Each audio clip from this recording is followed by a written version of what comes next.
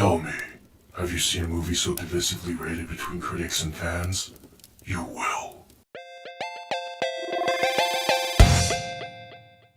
Are you ready for some justice?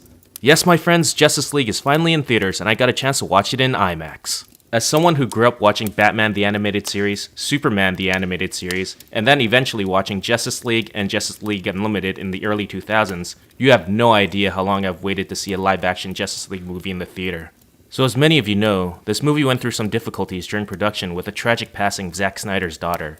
And after that, Snyder had to step away from helming the film to be with his family. Eventually, they brought in Joss Whedon to complete the film, working off what Snyder had done, and doing some pretty extensive reshoots and rewrites of the script. So a couple months have passed since Superman had died fighting Doomsday in Batman v Superman, and it seems like humanity have just become a bunch of douchebags. Without the omnipresence of Superman, thieves are just robbing people on the streets and crime is on the rise. Batman, while out on patrol in Gotham, encounters a parademon scout, and discovers that a powerful intergalactic being named Steppenwolf is on his way, and he's coming for the total conquest of Earth. Knowing that he can't stop Steppenwolf alone, Batman along with Wonder Woman gathers Aquaman, Cyborg, and the Flash, and together they form the Justice League. So did they screw the pooch on this one and created some sort of abomination with the vision of two directors? Surprisingly, no. To me, it doesn't really feel like a movie that was directed by two directors. Although you do see the influences each director has in certain scenes of the movie for the most part feels somewhat consistent in terms of direction and tone. So what did I like about this movie? I would say that the movie shines when the members of the Justice League interact with each other.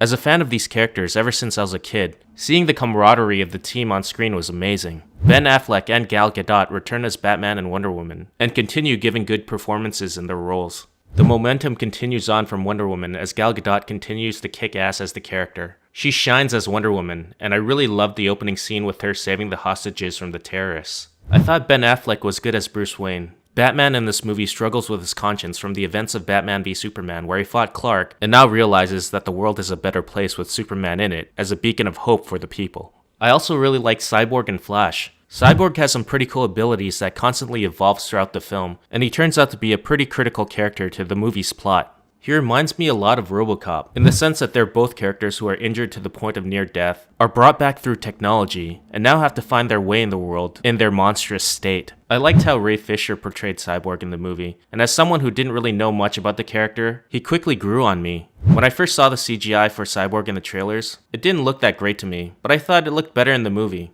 Luckily, he's covered up for a lot of the movie, wearing sweats and a hoodie, so that made Cyborg's CGI less distracting. And the Flash is pretty much a comic relief of the movie. He's the rookie of the team, and for me, he's probably the most entertaining member of the Justice League. I also really liked how the veteran members of the team, like Batman, serves as mentors for the Flash. The scene where Batman instructs the Flash on what to do during battle adds a cool dynamic to the team. I also really like J.K. Simmons as Commissioner Gordon in the few scenes that he's in. As for Aquaman, I thought he was just okay. He comes off as an angry tough guy, and I thought that Jason Momoa was fine as the character, and has pretty good screen presence. But to me, he seemed more Aqua Bro than Aquaman. And despite the trailers barely showing any footage of Superman, guess what? He's in the movie! Big surprise, eh? The movie's called Justice League, how could you not have Superman? And yeah, his first appearance in this movie was pretty badass. They definitely brought out the levity in Soup, springing out more of the Boy Scout we all know and love. And it's about time too, because it was getting a little depressing seeing Superman all mopey and constipated all the time. Superman is supposed to represent the best of humanity, an inspiration for all mankind to strive for, and I feel like they finally got him right. There are some pretty cool action scenes in the movie as well. With Zack Snyder being involved, how could you not? I particularly liked the scene on Themyscira with all the Amazons. I thought that action sequence was pretty awesome. The film also pushes the nostalgia button hard by getting Danny Elfman to score the music. He utilizes his famous 1989 Batman theme in the movie, as well as some of John Williams' work from the Richard Donner Superman film. As someone who grew up watching these movies, seeing Batman on the edge of a gargoyle with a 1989 Batman theme playing in the background, I couldn't help but have a giant smile on my face from ear to ear.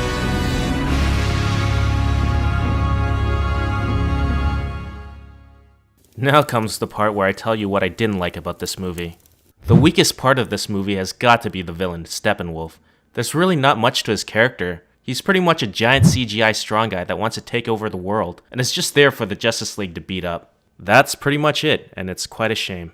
Steppenwolf is supposed to be the monumental event that forces these heroes to come together for the sake of a greater cause, and he just ends up being pretty meh.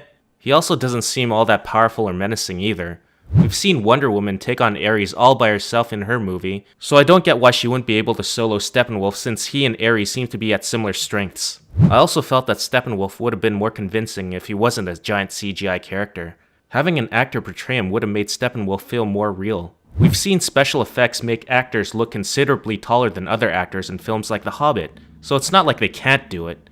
I just don't understand why they went the full CGI route for Steppenwolf. And speaking of CGI, there are a lot of scenes in this movie where it looked really unpolished. There are scenes where actors look like they're in front of green screens, especially that battle sequence in that abandoned town where the sky is completely red. Henry Cavill, who was working on the next Mission Impossible movie at the time, was sporting a full and healthy mustache for his role, and was brought back for some reshoots on Justice League, with full stash and all. Since it was stated in his contract that he couldn't shave while working on Mission Impossible, they had to digitally remove his mustache in his reshot scenes, and you can notice it. Maybe it's because I went into the movie already knowing this and I was purposely looking for the CGI upper lip in all of Cavill's scenes, but I was able to notice something weird about Cavill's face. I don't know, maybe if I went in without knowing that they CGI'd out his mustache, I wouldn't notice.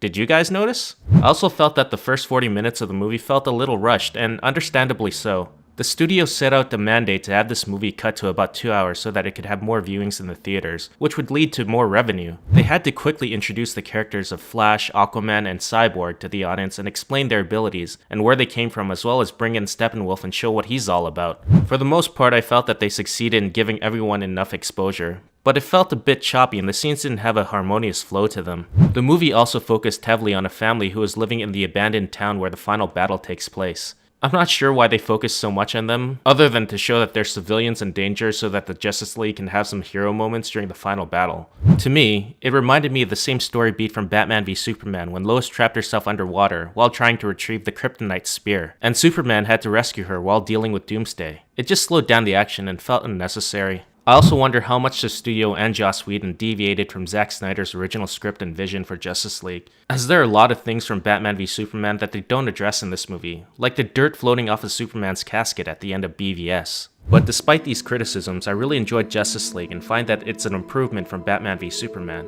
The movie feels a lot like watching an episode of Justice League Unlimited back in the day, and I loved the camaraderie and banter between the Justice League members. If you're a DC fan, or are like me and grew up watching the Bruce Timm and Paul Dini DC cartoons, I think you would find a lot to enjoy here. However, if you're not really familiar with these characters, you might find the film to be a bit confusing and disjointed, as they don't really dive into all the specifics, and truly get to properly set up these characters for the audience. But for me, walking out of the theater, I genuinely wanted to see more, because Justice League makes me a happy panda.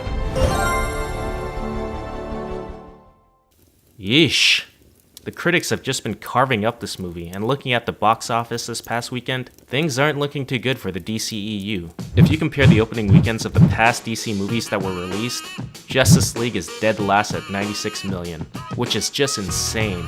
I mean, this is Justice League we're talking about, one of the tentpole movies of the year, and when you factor in that this movie cost $300 million to produce and the rumors that Ben Affleck wants to exit the role of Batman, things aren't looking too bright at Warner Brothers. I mean, Suicide Squad made more than Justice League opening weekend. That's saying something. Me, on the other hand, I'm looking forward to the Ultimate Extended Cut to be released on Blu-ray. I'm interested to see the movie when it's not limited to a 2-hour runtime.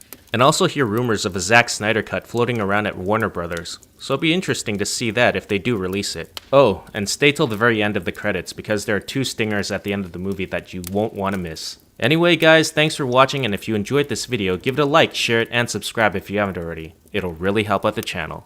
Until next time, Panda out.